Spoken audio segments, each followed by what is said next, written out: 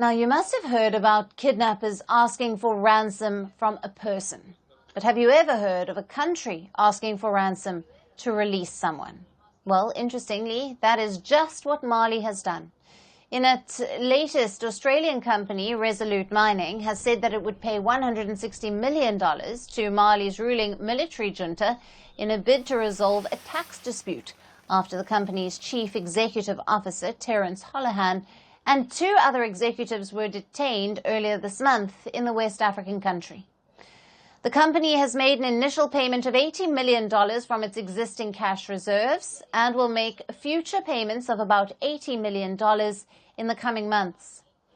Resolute Mining also said in a statement published on their website that it had settled all the outstanding claims by the government against the company, including those related to tax, customs, maintenance and management of offshore accounts.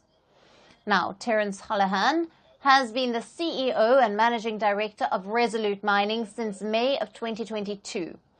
The British national has held various executive and technical mining positions, working in Africa for nearly 30 years.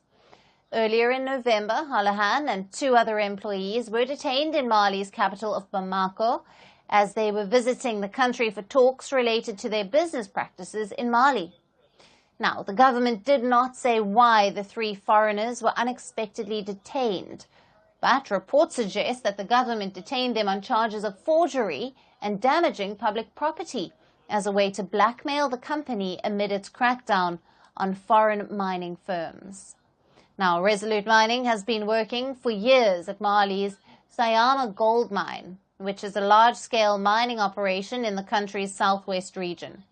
The Australian company holds 80% stake in the mine, while the Malian government holds the remaining 20%. Ever since the double coups in 2020 and 2021, Mali's military junta has tried to reconfigure its political and trade relationships with the international partners. The junta has also been clamping down on foreign, mostly Western, mining companies in a bid to gain more shares of the gold mining reserves. Now, Mali is one of the leading gold producers in Africa. Gold contributes 1/4 of the national budget and 3/4 of export earnings. But the Sahel nation is also one of the poorest countries in the world. It has been embroiled in a political, security and economic crisis, and since 2012 has been battling Al-Qaeda and Islamic State armed groups. The country has relied more on its gold revenues as foreign aid has dwindled and the cost of operations increase for the government, especially with payments to be made to Russian mercenaries aiding the government.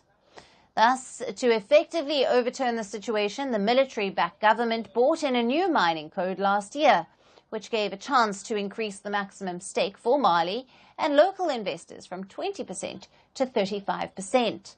However, this is not the first time that Mali has detained foreign employees in its territory. In September, the company had detained 4 employees from Canadian company Barrick Gold for several days.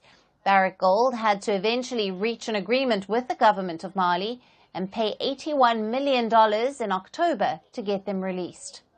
Now, while Australia's Resolute Mining has said that the CEO and the employees are safe and continue to receive support from the UK and international embassies, it is yet not known when the Malian government will officially release them. We will continue to get you more updates on this.